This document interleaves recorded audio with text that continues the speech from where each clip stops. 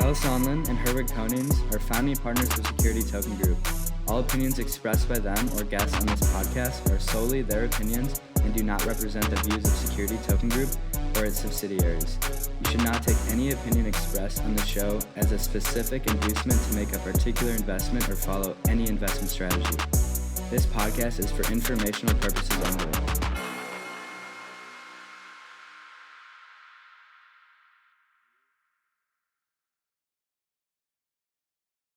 Hello and welcome to the Security Token Show. I'm your host, Herwig Konings, and I'm joined by my co-host and business partner, Kyle Sonlin.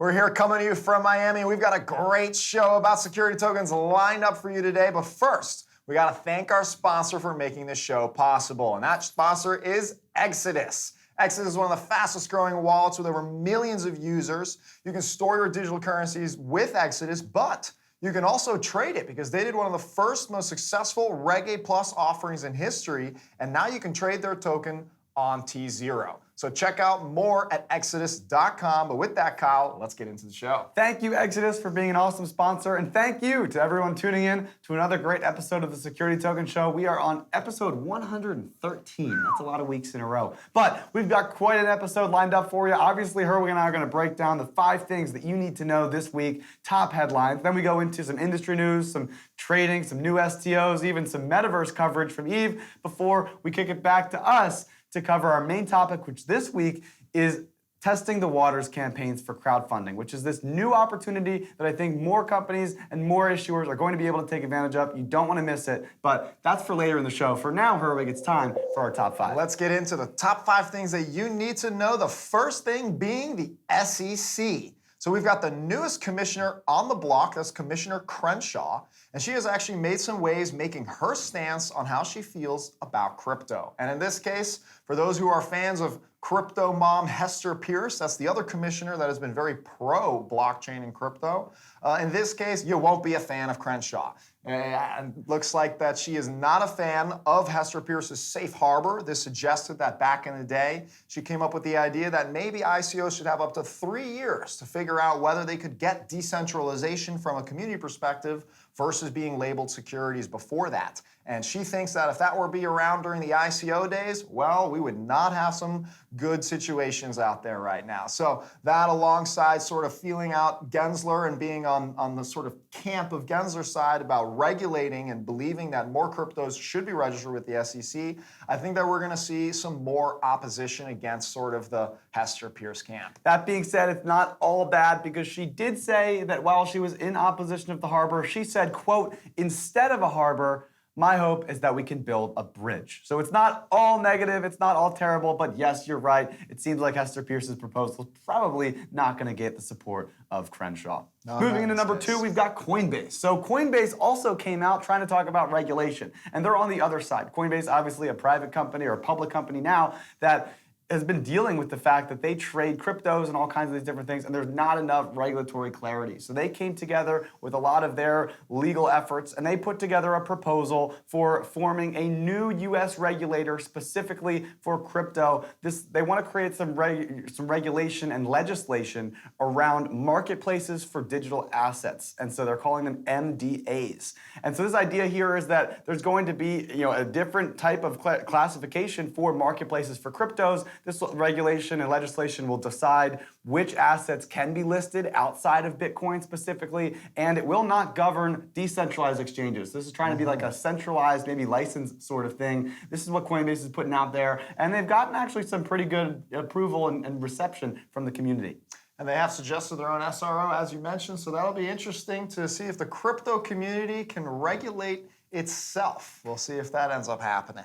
Moving on to number 3, we've got Polymesh. Polymesh is imminently launching, they say, very soon. This is a project that's been announced for over 2 years ago by the Polymath team. This is specifically a blockchain self-developed for securities specifically. So it is not designed for anything else other than to be a security token protocol. And it's called Polymesh, and they've actually been announcing a lot of different node partners recently. Those are going to be the people who are helping verify the data on-chain and helping create this ecosystem around Polymesh. And that includes Oasis Pro Markets, Tokenize, Bloxon, Saxon Advisors, and many more. So, well, stay tuned. Looks like we'll hear more news from the Polymesh team, including from their new site that you can go check out now. Congratulations to Polymath and Polymesh. It'll be interesting to see how this is received by the community.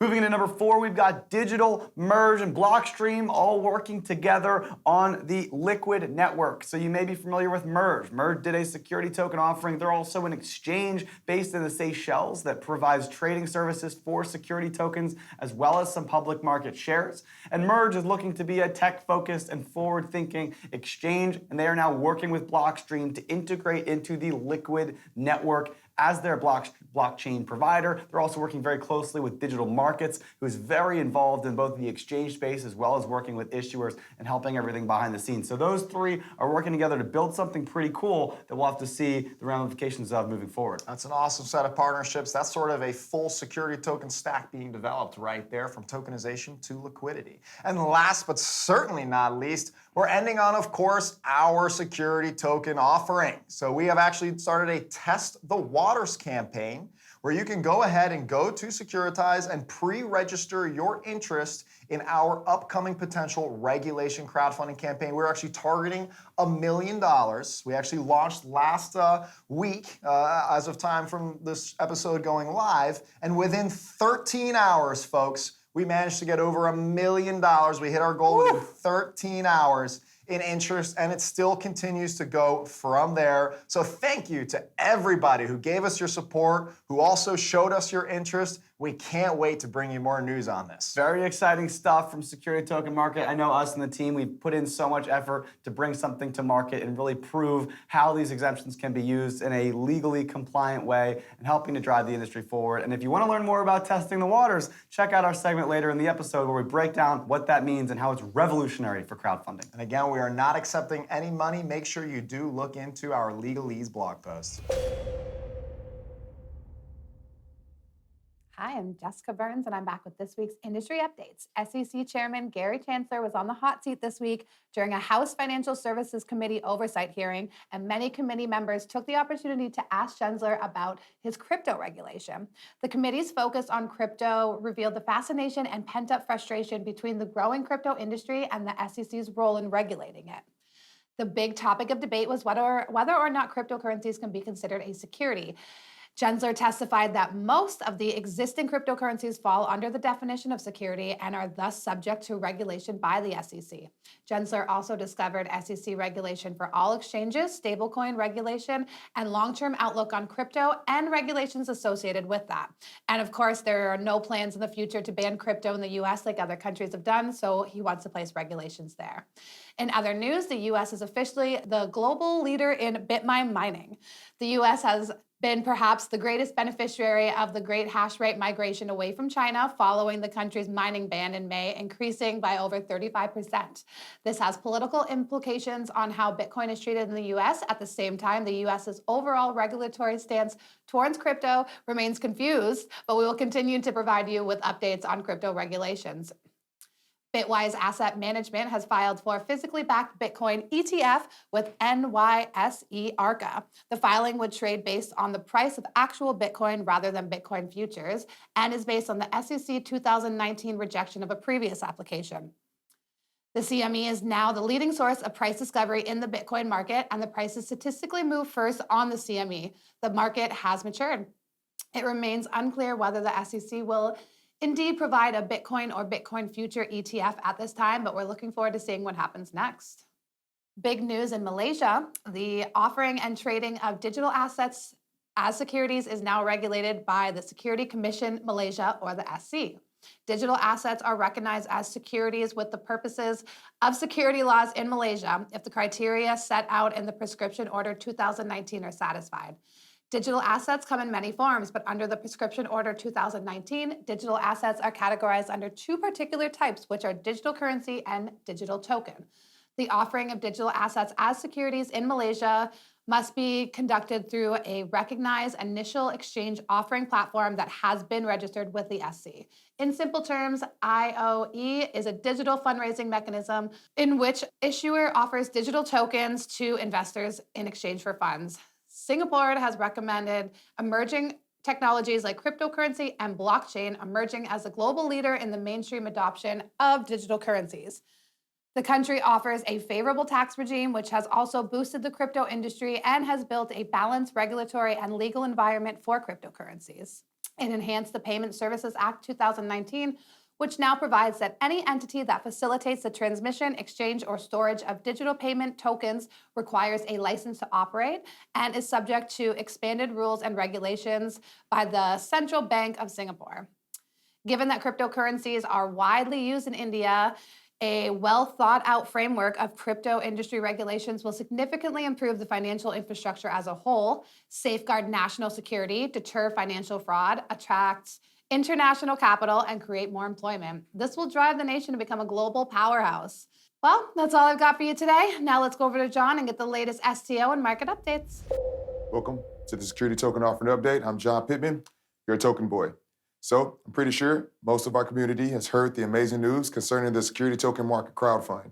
I even covered the inspiration behind the idea in my weekly blog, the Token Boy Journal. It comes out every Thursday, by the way.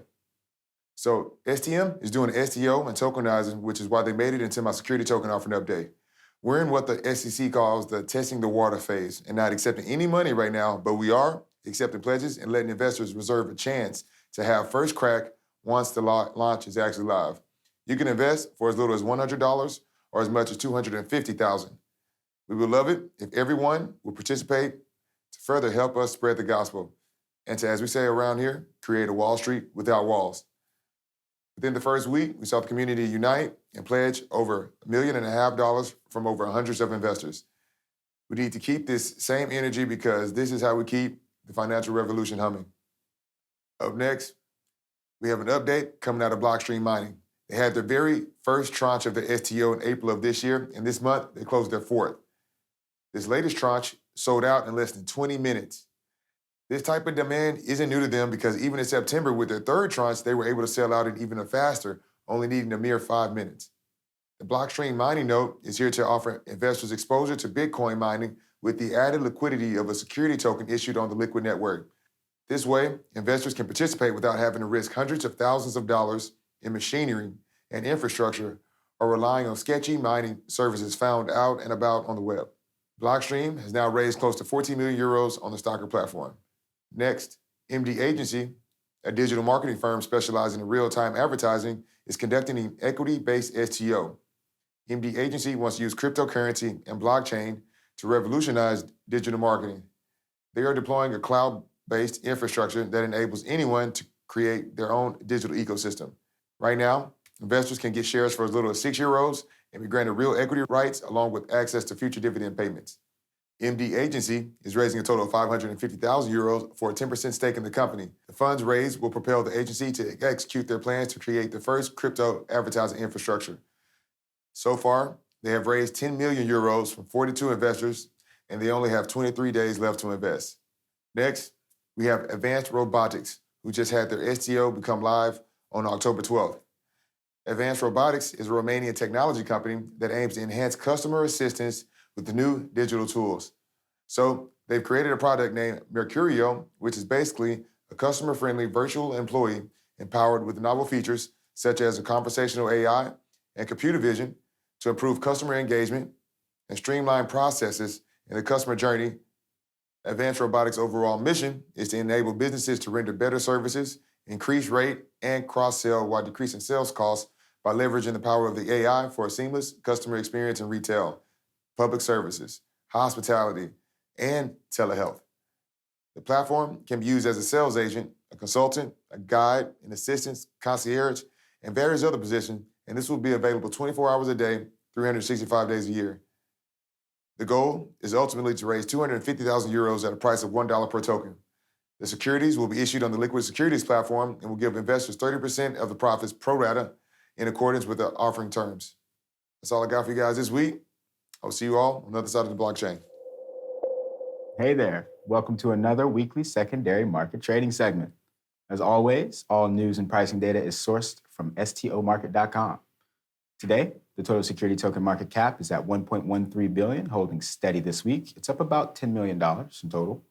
A new addition to the STO market tracking this week, we have the HCS Whiskey Fund, introducing fine Scottish whiskey as one of the latest asset classes to begin trading in the security token market. It has a market cap of around $38 million, contributing significantly to the stability of the security token market cap this week.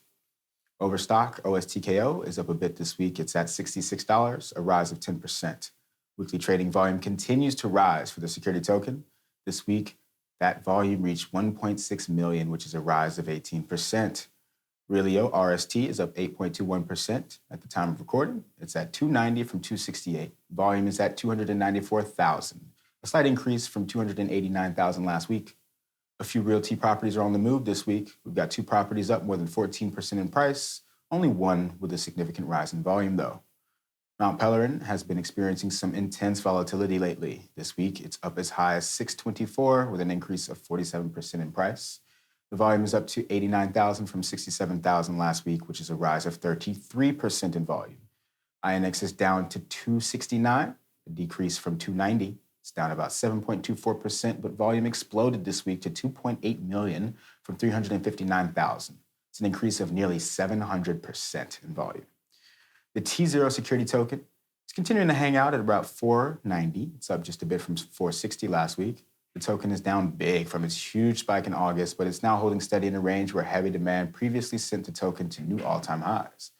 Weekly volume is sitting at just over 1 million, proving that interest in trading the token is on the rise.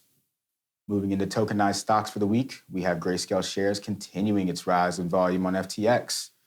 This week, the trading volume is up 20%, up to 12 million from 10 million last time around. Another week of absolute dominance by FTX. This time, the S&P index is rising in the rankings for trading volume on the platform, reaching up to over 400,000 this week from 271,000 last time. It's been yet another fun week in the markets. As always, do your own research and hit me up on Twitter at KeithDLT to send me all of your hot takes. See you next week. Wakey, wakey. Welcome to Inside the Metaverse with your host, Eve Van Gogh. We go over the top breaking news relating to the Metaverse weekly. I'd like to start off with McDonald's China giving away 188 NFTs on its 31st anniversary. The Big Mac Rubik's Cube NFTs are designed based on 3-dimensional structures of McDonald's China's new office headquarters. If this is not more proof that the Metaverse is here to stay, I don't know what else is. It just makes you want to sing. Woo-hoo! Speaking of singing, Stage 11 has raised $5.77 million in seed funding to reimagine music for the Metaverse by combining music, games, mixed reality, and digital collectibles.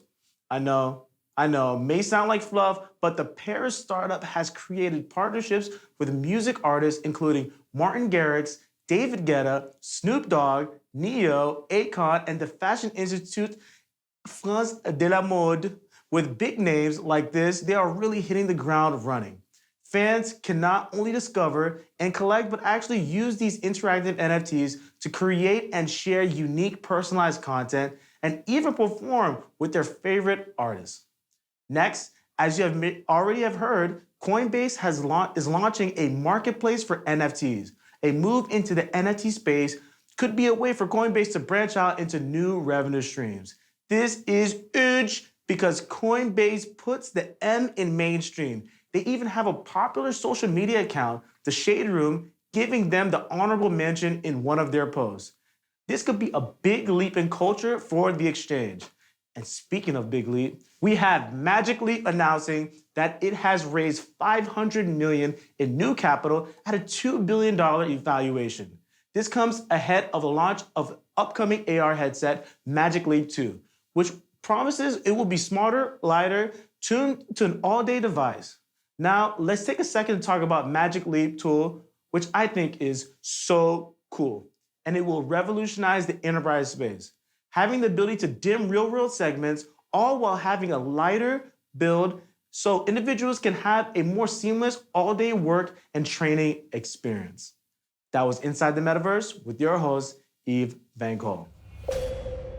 It's time for the Security Token Show main topic for episode 113, where we're covering the testing the waters opportunities for crowdfunding campaigns and how revolutionary it is for the capital markets. But before we get into that, we do have to hit our Companies of the Week segment. Herwig, Who was the company that stuck out to you this week for making the biggest moves? That's right, Kyle. Always my favorite part of the episode. Well, this week, I have to give it out to Auto1 FT. They're a startup out of Germany, I believe, out of Europe, and they're in France as well. They launched at the end of 2017, but recently they announced that taking all of their processes, all of their files, and all of their documents, and they're putting them all into smart contracts in order to be able to finance cars completely digitally.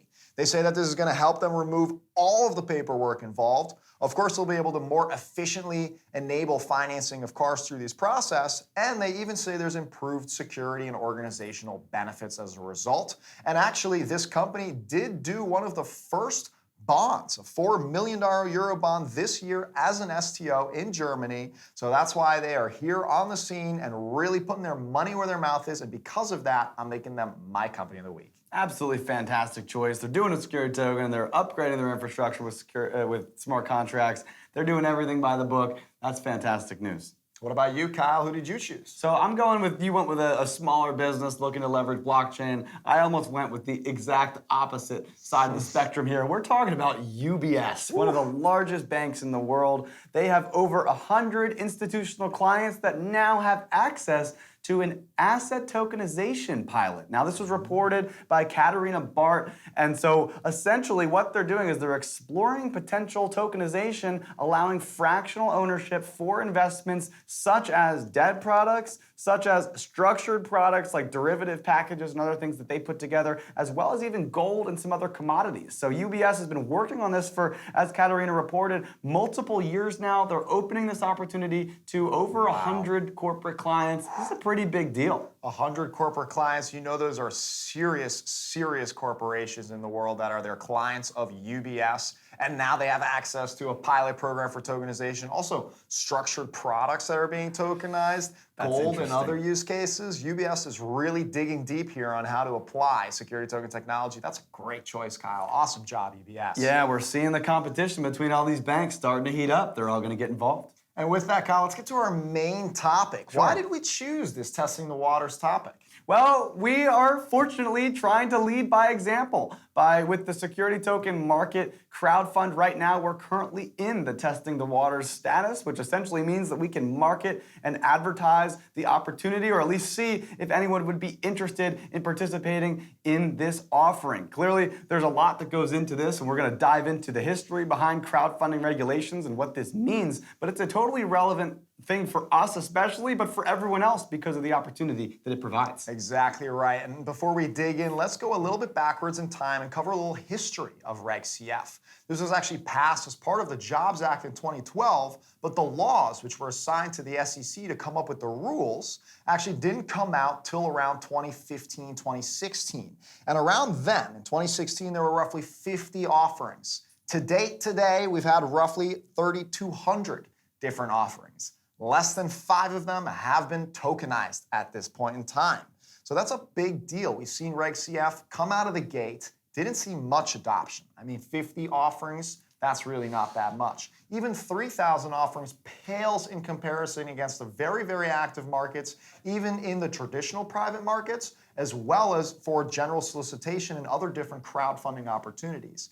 But now we think that actually Reg CF might be not a new path. Isn't that right, Kyle? Because we think that maybe it was broken and now that it might be fixed. Absolutely right. I mean, if we look at first with Regulation CF, the problem was that a lot of these were analog shares. So as you mentioned, the tokenization piece really allows for the second half of an investment, right? You have this retail opportunity. That's what regulation crowdfunding does. Anyone in the world can invest into equities in startups or early stage companies, small businesses, new opportunities that were never accessible for the retail public before. But the problem is for a lot of retail people is they want to be able to trade these things. That's really what's fun about the stock market, that's fun about crypto. And so the problem with the original Reg CF structure and the traditional method is that you didn't have that opportunity. You'd get paper shares and you would sit on them until an acquisition or an exit or some other liquidity event. Whereas with a tokenized offering, you're now able to trade this thing after that 12-month lockup period, which creates a much more viable secondary market for retail investors. So just that alone is a game-changing piece. I think that's huge, but worse, the rules were actually broken on arrival. So before this year,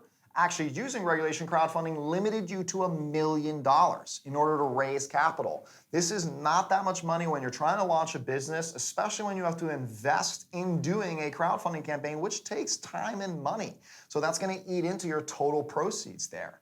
So on top of that, they actually made it so that you couldn't test the waters. The very thing we're about to explain to you was not possible until this year. In fact, that was a rule created for what was known as Regulation A+, another exemption released as a part of the Jobs Act, the same family there with Reg CF. The difference is that is more known as a mini IPO. You could raise more money, but in this case, you had to get approval from the SEC in order to launch a Reg A+. And so we didn't see a lot of adoption there either, but we did see it, and we did see the result of testing the waters get used, where companies could go out, and before they go out and invest in doing a very large Reg A+ offering, they could go to their audience, they could go to the market and say, would you be interested in buying something? With regulation crowdfunding, they actually made that not possible. So you would really have to be serious about investing in the process before even testing the market to see whether they would actually want to crowdfund an interest. In this case, in 2019, the SEC, they actually went and they asked for help from the market to say, how can we improve regulation CF and private capital markets in general? And so this is where the change in allowing testing the waters for regulation crowdfunding came about. It was after this feedback period, they released some changes to the offerings in terms of also increasing the limits from 1.07 million to 5 million, which Herwig, you actually directly cited by, was actually the first episode ever of the Security Token Show. We came together with a lot of members of the community and all signed our proposal. One of those positions being to increase from 1.07 to that 5 million mark, which was granted by the SEC, and we were all credited for that, which we're very proud of. But on top of that, they also allowed this testing the waters period. And so we've mentioned this word testing the waters, and really when we try to boil it down, as you said, Herwig, the idea here is that if you're considering doing a crowdfund, you don't have to go through the filing of all the forms, creating the private placement agreements, doing all the legal documents, and actually structuring your offering. Now, obviously, you can't sell a structured offering because you haven't actually done those things yet. But as you mentioned, creating an opportunity for the supporters of your business, the customers that you work with, those friends and family that are around you, to be able to subscribe and at least put their interest in and say, yes, I would be interested in supporting you at a certain level or a certain amount of money, and I want to be there to back you at this time, to give you some of that confidence that, okay, we have a couple $100,000 or we have $1 million or more in interest. Now it makes sense for us to invest that capital in moving forward with the process. So it's a really important opportunity, but there are a few things that we want to make sure that we highlight about testing the waters campaigns. And the first one is that no money is actually being solicited or accepted during that time period. So when you're doing a testing the waters campaign, you need to make sure that it's very clear that you're not actually raising any money at any time. You're really just trying to see, if we were to do something, would you be interested, and about how much might you think that you'd probably throw around, and you do those ranges, and then you can kind of figure it out based on those ranges. Number two is that no offer to buy from the other side can be accepted until any of those statements are filed through a broker or a crowdfunding portal. And so this is kind of the other side of the equation, right? You can't sell, and also if somebody comes to you looking to buy, you also have to make it very clear that you are not able to accept anything, and you're not looking to accept anything until those documents are filed and until you begin working with a broker or with a licensed crowdfunding portal. And number three is that anyone that actually subscribes during the Testing the Waters campaign is not obligated or committed to spend any money at all. You can say that you want to put in as much as you'd like, and that's always appreciated by the funds that are looking, or the firms that are looking to raise funds. But there is no commitment, there is no obligation to buy, and that needs to be made very, very clear, as well as logging any potential communications that you make during that period that goes to submitted alongside those documents. So those are important things to make sure are clear. If you're a business and you're considering a Reg CF, that's the magic right there to doing a Testing the Waters campaign. It's very important you follow those rules. In fact, we've been trying to follow them to a T on our side of things, and it does not prevent you from getting the word out. You're still able to go out there and solicit and tell the world, hey, guess what? We're thinking about raising money through this regulation crowdfunding. Would you be interested? And in this case, we partnered up with a broker dealer that had the ability to do this called Securitize. And in fact, you can go over there still today and go and actually just simply, you can go check it out very easily. Go to our website there and register how much you think you might be interested. You fill in your name, your email, how much you think you'd like to participate, and that's it. That's how simple it is, folks. We're not here to take any money. We're not here to accept any money. You're not here to, actually legally bind anything. It's a non-binding indication of interest to our offering, and that is what testing the waters is. It's a magical tool for anyone who's considering crowdfunding using Reg CF or with Reg A+. So there's been some awesome examples. We hope that we get to be one that can also be used as a great example in the industry of demonstrating these best practices. I know that we've worked with quite a large team here with both Security Token Market, and we've been working with Security Token Advisors in order to make sure we're doing everything as best as we can and really keeping up the highest levels of standards. So, with that, that's testing the waters. If you have any other interest or comments or questions, you could ask us via Twitter or LinkedIn. You can comment on YouTube. You can even join our Discord, which is now live. We have hundreds of industry participants. We all are talking 24/7 about the industry, things going on. You can also subscribe to our newsletter, What's Drippin', on newsletter.stomarket.com. Hopefully you learned something. Remember, we are not attorneys. Definitely consult your own if you're considering any of this stuff, but hopefully this was helpful. And with that, see you next week and happy tokenizing. Talk to you next week.